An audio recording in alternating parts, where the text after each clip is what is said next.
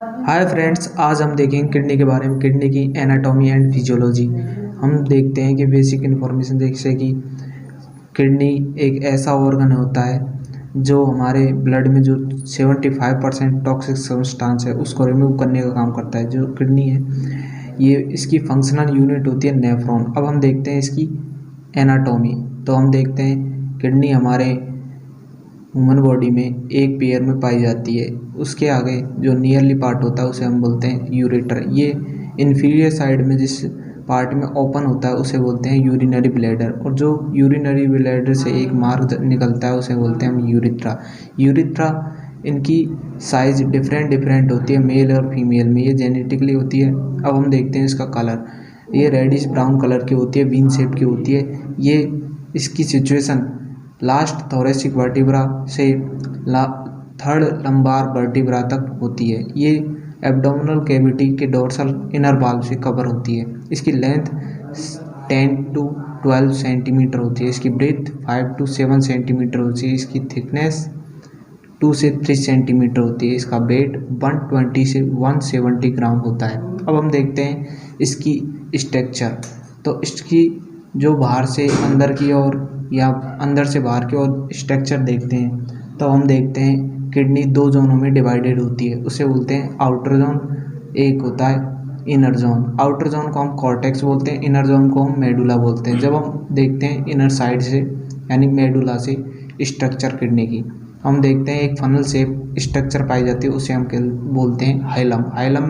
Hilum एक ऐसी structure होती है जहाँ से blood supply, nerve supply kidney को यही इसके थ्रू ही होती है। और यूरिन जो मार्ग निकलता है यूरेटर, ये भी इसी जगह से निकलता है। हाइलम इसके अंदर एक रिक्त स्थान पाया जाता है, उसे बोलते हैं रेनाल साइनस। रेनाल साइनस में छोटी छोटी मेजर कैलिक्स आकर मिलती है। मेजर कैलिक्स आगे जाकर डिवाइडेड हो जाती है माइनर कैलिक्स में। ये माइनर कैलिक्स ये मेडुलरी पिरामिड, मेडुला में एक पिरामिड शेप स्ट्रक्चर पाई जाती है। ये 10 से 12 पाई जाती है। अब हम देखते हैं इस किडनी की फिजियोलॉजी। तो हम फिजियोलॉजी में देखते हैं कि किडनी की जो फंक्शनल यूनिट होती है उसे हम बोलते हैं नेफ्रॉन।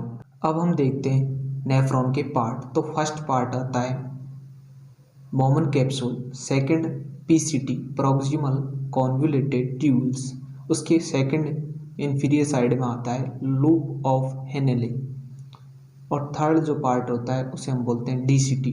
डीसीटी यानी डिस्टल कॉन्वोल्यूटेड ट्यूब्स। ये डीसीटी आगे जाकर कलेक्टिंग डक्ट में खुलती है। अब हम देखते हैं यूरिन फॉर्मेशन। तो यूरिन फॉर्मेशन में 3 फेज होती है। फर्स्ट फेज को हम बोलते हैं फिल्ट्रेशन, सेकंड फेज को हम बोलते हैं रीएब्जॉर्प्शन एंड थर्ड फेज को बोलते हैं हम सिक्रेशन। तो ये फेज किस प्रकार कार्य करती है वो हम देखते हैं।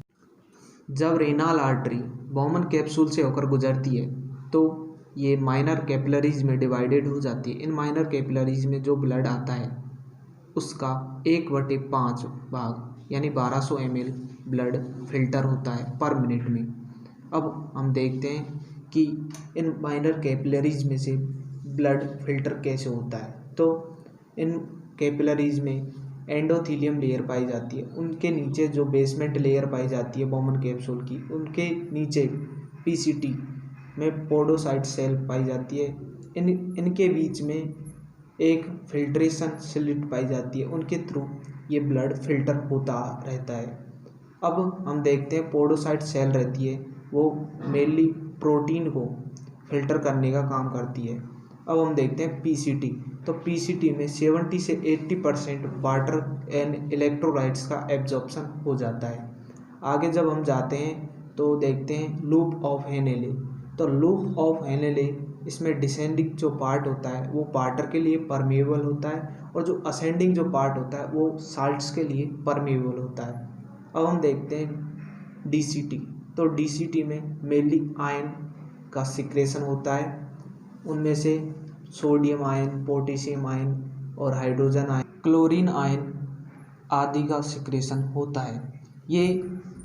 ये आयन ब्लड का पीएच को मेंटेन करने का काम करते हैं। एंड रेनिन एंजाइम ब्लड के प्रेशर को मेंटेन करने का काम करता है।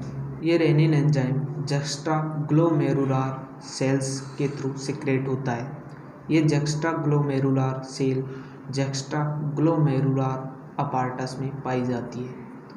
आगे जाकर कलेक्टिंग डक्ट में वाटर का रीएब्जॉर्प्शन होता है और सोडियम आयन, पोटेशियम आयन और हाइड्रोजन आयन का सिक्रेशन होता है। ये मेनली यूरिन का पीएच को मेंटेन करने का काम करते हैं। इस प्रकार यूरिन फॉर्मेशन होता है। अब हम देखते हैं यूरिन की स्पेसिफिक ग्रेविटी। तो इसकी स्पेसिफिक ग्रेविटी 1.002 से 1.030 होती है। अब हम देखते हैं यूरिन के कंपोनेंट्स। तो यूरिन में मेनली 2 कंपोनेंट्स पाए जाते हैं। इनमें से ऑर्गेनिक और इनऑर्गेनिक होते हैं। ऑर्गेनिक में urea, uric acid, creatinine, amino acid और अदर हार्मोन्स भी पाए जाते हैं। अब हम देखते हैं इनऑर्गेनिक। इनऑर्गेनिक में sodium ion, potassium ion, calcium ion और ammonia ion, chlorine ion, sulphate ion, bicarbonate ion, biphosphate ion पाए जाते हैं। अब हम देखते हैं जो कि इससे होने वाली डिजीज़ कैसे होती है। वैसे तो मेनली यूरिन का कलर ट्रांसपेरेंट होता है, इसकी हाइड्रेशन पे और इसकी कंसंट्रेशन पे भी डिपेंड होता है। पॉलीयूरिया, तो पॉलीयूरिया में 2.5 लीटर से अधिक यूरिन फॉर्मेशन होता है पर डे में। और ओलिगोयूरिया में below the 400 ml urine formation होने लगता है पर डे। और एन यूरिया में 100 ml से कम यूरिन फॉर्मेशन होने लगता है एक दिन के अंदर।